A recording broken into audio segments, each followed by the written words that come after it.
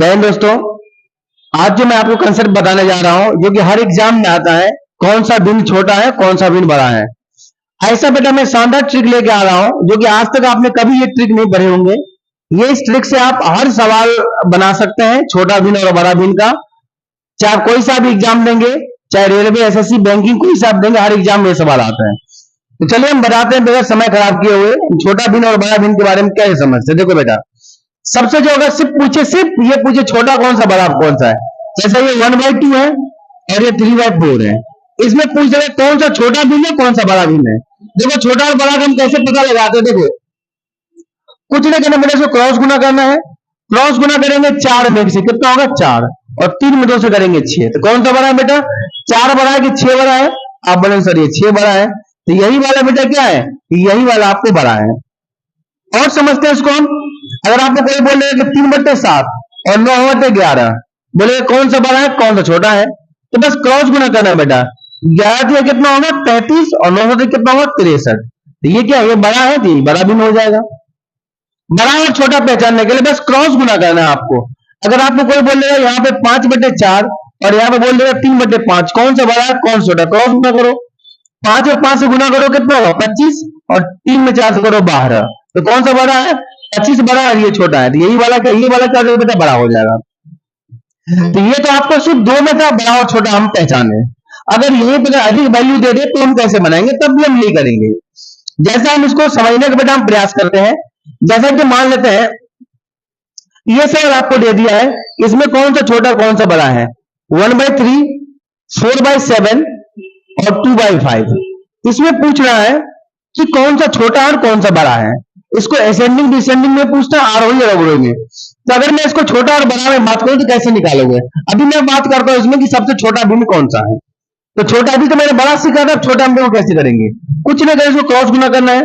7 में 1 से गुना करेंगे 7, और 4 में 3 से गुना करेंगे 12।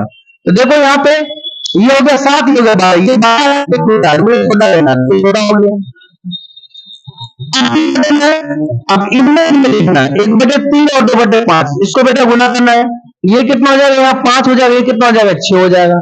तो ये क्या है, 5 छोटा है और 6 क्या है बड़ा है। ये वाला क्या हो जाएगा, सबसे छोटा हो जाएगा। क्या हो जाएगा, ये 1/3 जो बेटा है ये क्या हो गया, सबसे छोटा भिन्न हो। एक बार हम फिर से समझते हैं, बड़ा में बड़ा देखते हैं और छोटा में छोटा देखते हैं। तो देखो यहाँ पे क्या किया मैंने, इसको मैंने बेटा क्रॉस गुना किया। 7 में 1 से गुना किया कितना 7 हो गया, और 3 में 4 से गुना किया 12। तो ये 7 है, ये 12, ये बड़ा हो गया और ये छोटा है। मुझे छोटा लेना इसलिए मैंने 1/3 को ले लिया। अब ये 1/3 और 2/5 में इनको मैंने क्रॉस गुना किया यहां से यहां।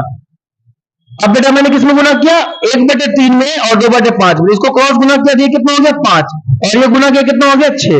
तो ये कितना 1/3, ये 5 हो गया 6 हो गया। छोटा कौन 1/3, ये सबसे छोटा हो गया। उम्मीद करता हूं कि छोटा भिन्न और बड़ा भिन्न आप बड़ी आसानी से निकाल सकते हैं क्रॉस गुना करके। अब आपको इसको क्या होगा, आरोही और अवरोही में पूछ लेगा, फिर हम क्या करेंगे। देखो बेटा, तो आरोही और अवरोही में पूछेगा तो आप इस तरीके से ही बना सकते हो जो मैंने अभी आपको क्रॉस करके बताया, यहां से बन जाएगा। इसका दूसरा तरीका और मैं आपको बता रहा हूं, इसको आप ध्यान देना है। दूसरा तरीका बेटा क्या है, इसका आपको करना क्या है, बस डिफरेंस लेना है। क्या लेना है, इसका डिफरेंस ले लो। 1 और 3 का डिफरेंस कितना है बेटा, 2 का है। 4 और 7 का डिफरेंस कितना है, 3 का है। और 2 और 5 का डिफरेंस भी कितना बेटा है, 3 का है। यहां से मैंने डिफरेंस ले लिया, कोई दिक्कत नहीं है। अब करना क्या आपको, जो भी डिफरेंस आया इस डिफरेंस का एलसीएम ले लो। किसका एलसीएम, अंतर का एलसीएम। तो 2 3 3 का लघुत्तम ले लेंगे आप।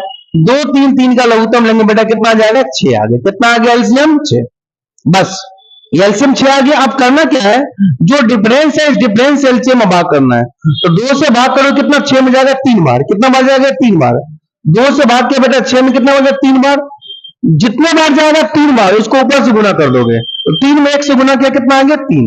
सेम नियम यहाँ है, डिफरेंस 3 का है। 3 में 3 से भाग करूंगा 6 में, 6 में कितना बार जाएगा 2 बार। 2 में 4 से गुना कर दिया मैंने, कितना आ गया 8 हो गया। और 3 से बेटा भाग किया मैंने 6 में, कितना बार गया 2 बार गया। और 2 में 2 से गुना कर दिया, कितना हो गया 4। बात क्लियर है। अब जो बड़ा सो बड़ा और छोटा सो छोटा है, तो मुझे इसको मान लेते हैं कि आरोही क्रम में लिखना है। किसमें लिखना है, आरोही क्रम में, असेंडिंग ऑर्डर में लिखना है।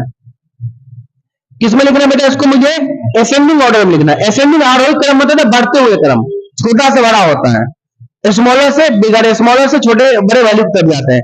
इसमें बेटा छोटा कौन है सबसे, 1/3 हो जाएगा। फिर उससे बड़ा कौन है? 2/5 है। फिर उससे बड़ा कौन है? 4/7 है।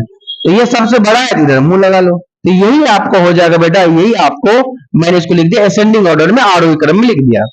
अगर आप रोही में पूछता तो पहले बड़ा लिखते, फिर उससे छोटा, फिर उससे छोटा लिख जाए। अब बड़ा से छोटा होता है, डिसेंडिंग ऑर्डर। समझ गए आप? तो चलो एक सवाल में और आपको समझाने का प्रयास करता हूं, एक सवाल में बेटा और हम आपको समझाने का प्रयास करता हूं। देखो, जैसा मैंने आपसे यहां पे बोल दिया है, अगर ये सवाल है बेटा आपको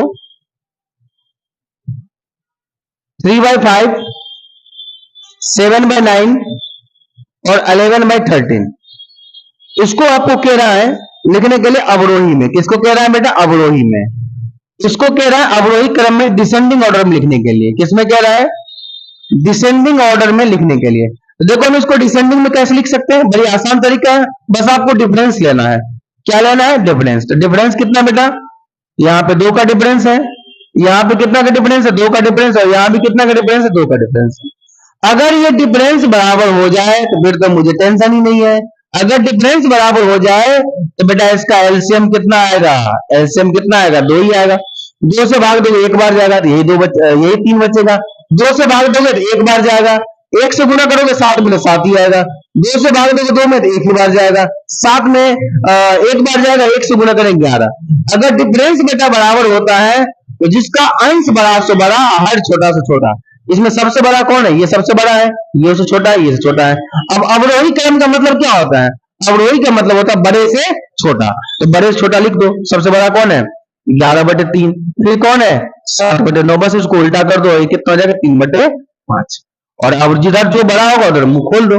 मुंह खोल दिया, यही आपका आंसर क्या हो जाएगा? आंसर, राइट आंसर हो गया। एक बार फिर से हम समझाए क्या चीज? अंतर बराबर हो गया ना, जिसका अंश बड़ा से बड़ा और छोटा से छोटा। क्यों ऐसा क्यों होता है? क्योंकि इस दो का अगर एलसीएम लेंगे तो 2 ही होगा। 2 से भाग देंगे इसमें 1 बार जाएगा। 1 से गुना करेंगे 3 ही आएगा। 1 से गुना करेंगे तो वही अंतर नहीं पड़ेगा।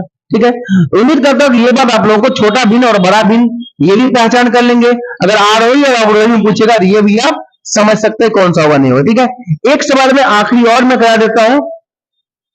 ठीक है, तो यहां पे देखो, अगर आपको ये सवाल बेटा पूछ दिया है कि जैसे कि मान लो कि आपको किसी ने बोल दिया कि 5/7 और 9/11 और 7/8 बढ़ते हुए क्रम में, और बेटा बढ़ते हुए क्रम।